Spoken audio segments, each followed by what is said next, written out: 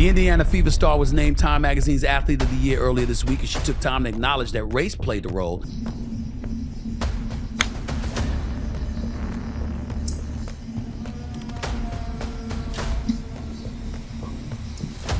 Caitlin Clark just walked into a new sport and the world stopped to watch. At the RSM Classic Pro-AM, her very first drive cut through the wind like lightning, soaring more than 270 yards down the fairway. Fans gasped. Tiger Woods raised his eyebrows. And even Steph Curry called it the best first swing I've ever seen. But while the golf world was erupting, the WNBA went quiet. Inside the Indiana Fever locker room, whispers were growing louder. Is Caitlin already planning her next move? And how will this strange affinity with golf affect her career with Indiana Fevers? Smash that like button if you think this story deserves a closer look, because this might be the day Caitlin Clark became more than basketball. It is. You said it earlier, the Caitlin Clark effect.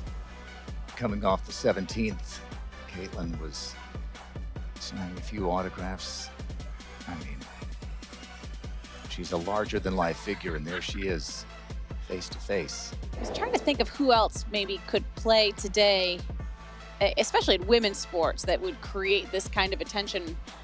Current player, and I mean, Simone Biles is an athlete, but I still don't think that that would draw quite the same as the true buzz that Caitlin Clark has shown across the entire sports world in such a short period of time. The crowd at the RSM Classic wasn't there for golf. It was there for Caitlin Clark. Hours before tee time, fans lined up wearing Indiana Fever gear, some clutching basketballs instead of golf balls. When her name was announced, from the University of Iowa, now representing the Indiana Fever, the gallery roared like it was March Madness again. Then came that first swing. One clean motion, one perfect strike, and the sound of contact echoed across the course. The ball sailed high and straight, landing past the 270-yard mark. The applause turned into chaos. Reporters swarmed, cameras flashed, and even Tiger Woods smiled in disbelief. Steph Curry leaned over to say, "That's the best first swing I've ever seen." Within minutes, Caitlin Clark was trending in 12 countries. Golf experts called her the most natural crossover athlete since Michael Jordan. Well, it's quite amazing for a Wednesday. I mean, there's so many media here from all different sort of media aspects, local news, lots of reporters around that you normally wouldn't see on a Wednesday out here at an LPGA event. All the spectators are all waiting to get their final glimpse of Caitlin, hopefully a final autograph. Players hanging around waiting to see her as well. Just in general, there's a really great sort of excitement to the fact that Caitlin's been here. For a sport known for quiet fairways, Caitlin brought the noise and new fans. Organizers later confirmed RSM ticket demand jumped over 1,000% once her name appeared. The golf world embraced her instantly, but not everyone celebrated, because while LPGA legends praised her, the WNBA's biggest names, A'ja Wilson, Angel Reese, were uncomfortably silent. No tweets, no posts, no congratulations. The same league that once tried to humble her was now watching from the sidelines as she conquered another sport. This league has been built on them. The more we can appreciate that, highlight that, talk about that, I think it's very important. I have to continue to try to change that. The more we can elevate black women, that's going to be a beautiful thing, end quote. You see why I had no problem with her being Times Athlete of the Year? You see why I said that she should have been on Team USA? You see why I had to go off on the likes of Cheryl Swoops and others who were clearly distant and dismissive of her, no matter how much they try to deny it? There was resentment towards her, and here's why I said it was stupid. Because when she came into the WNBA... Have you ever seen a debut like this in any sport? Type yes if you have, no if you haven't. Because while the crowd cheered, something far quieter was happening behind closed doors. And it might explain why Caitlin's basketball future suddenly looks uncertain. For playing.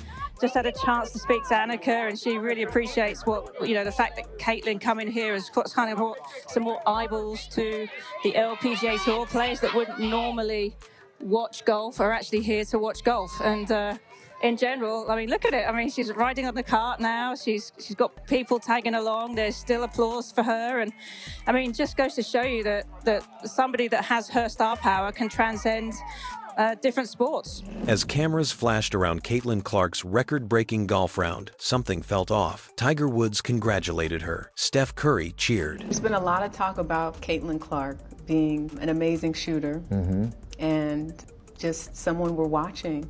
Have you spoken to her? Do you know her? What do you think? I mean, I've been watching from afar and understanding just how much of a power she is out there on the court. The cool part is the way that she plays and her range and the level of difficulty on her shots is obviously a very close comparison to the way that I play. I was going to say, Caitlin Clark's been compared to you. LPGA stars hugged her, but from the WNBA, silence. No posts from Aja Wilson, no shout-out from Angel Reese, not even a mention from league executives. When Caitlin was breaking golf records, not a single word came from the players who share her court. It's strange, considering how loud things once were. All season long, the talk was about Caitlin getting too much attention, being privileged or overhyped. Yet now, the same woman who sold out arenas and boosted league ratings was being ignored after achieving something no WNBA player had ever done. It wasn't just quiet, it was personal. Fans noticed. You cheer when she struggles, but vanish when she wins. One fan posted under a league highlight. Others said it out loud. The silence spoke louder than words. For 22 plus years, they had been flying commercial. They were begging for chartered flights.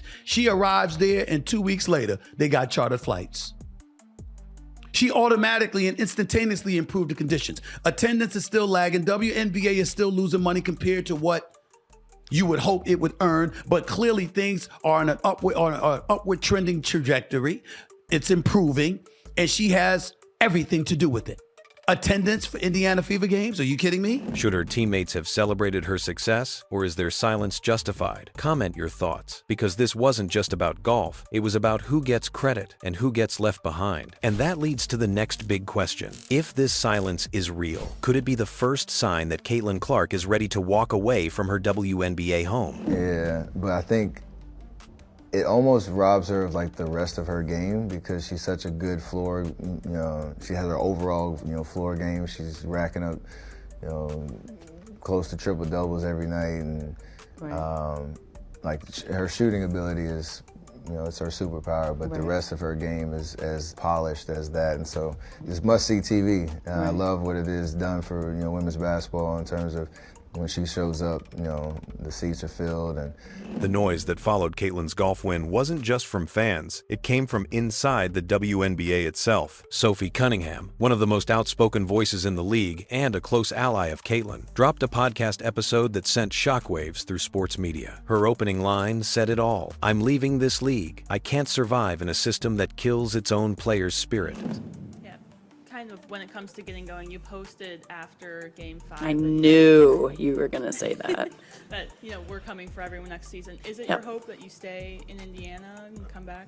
I have loved being here. And I don't think that's news to anybody. I think that just being back in the Midwest and being around girls who you truly do love, like I've been in the league for 7 years and I've never been a part of a team like this. And so when you've been through this type of season together, when you're invested in each other's lives outside of basketball, of course you want to come back.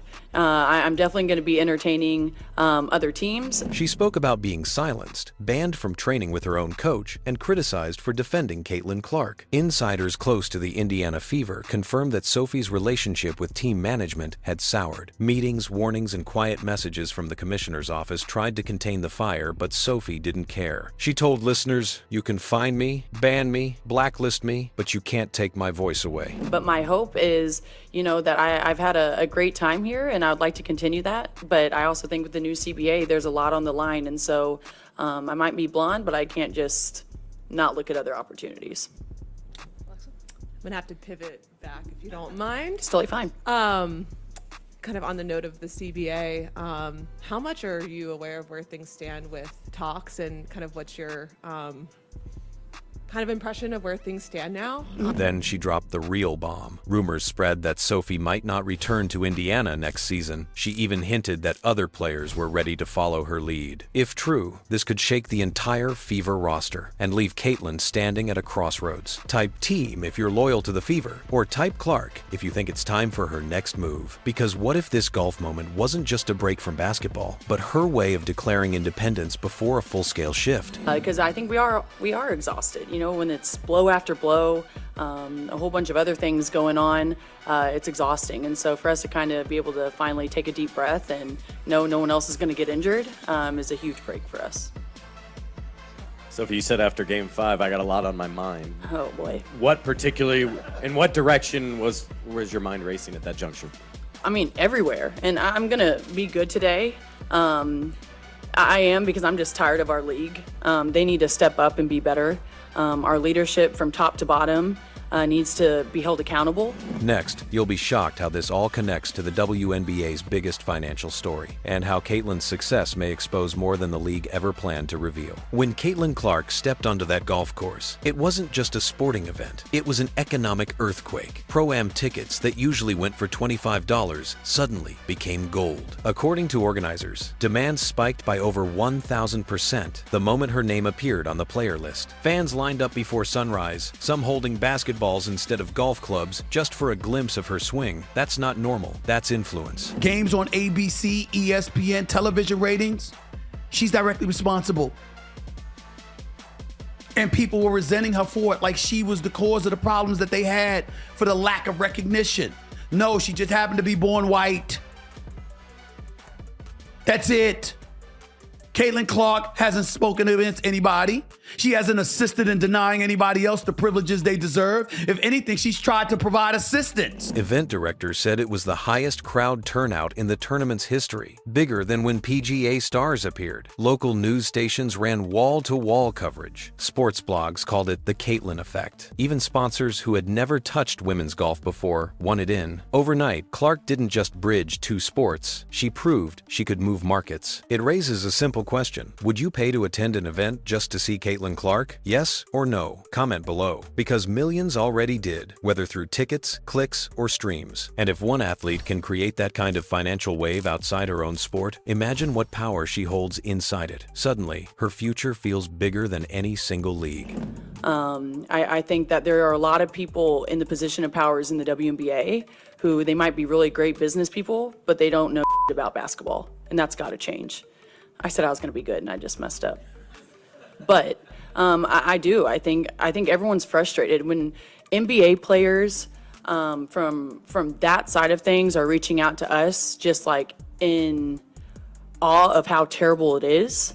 But this also exposes something deeper, a system that might not be able to contain a star of her scale. And that brings us to the heart of this story. What does the WNBA really mean for someone who's outgrown the game's borders? To understand why Caitlin Clark's golf moment matters so much, you have to understand how the WNBA works behind the scenes. The league isn't fully independent. It's partly owned by the NBA, partly by private investors, and every team runs on tight margins. That means every contract, every sponsorship, every marketing push comes with layers of control. Players may be stars, but they don't own their image the way male athletes often do. Caitlin Clark and I'm a fan. Angel Reese, right? Yeah. They're going back and I'm a forth. fan of both. And Jamil Hill says by the time Angel Reese is done, she's going to be the Michael Jordan of WNBA.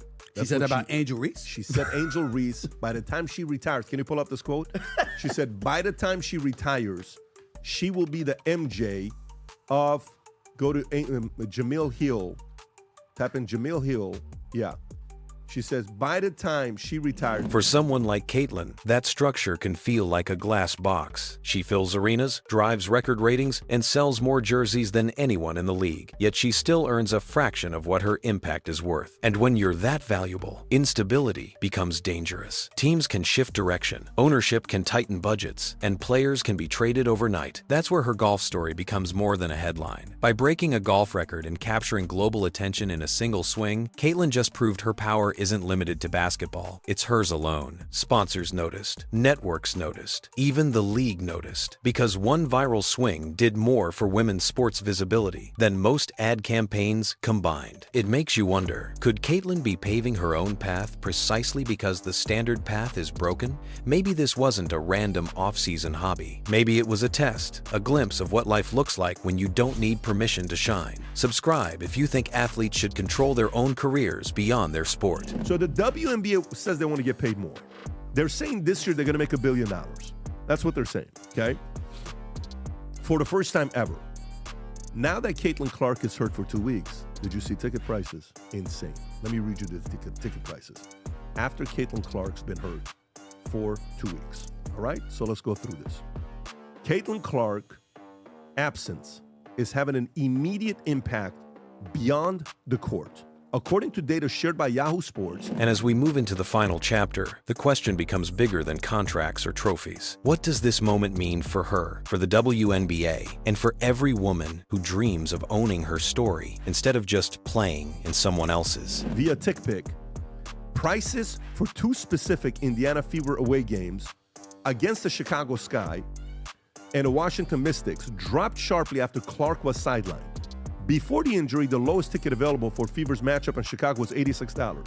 For the game in Washington, fans needed at least $41 to get in.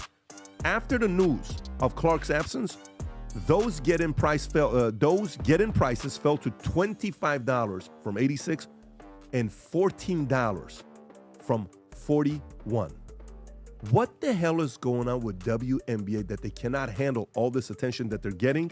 Caitlin Clark didn't just hit a golf ball. She hit a nerve. She broke a record on her first day, made Tiger Woods notice, and left the sports world speechless. Meanwhile, her basketball home watched in silence, and the whispers of departure grew louder. This isn't just a crossover moment. It's a career and a league standing at a crossroads. Does she stay loyal to a system that limits her, or step into a world where her name alone can fill arenas? The question left hanging in the air. Will 2026 be the year Caitlin Clark builds her empire, or the year the WNBA loses its brightest star?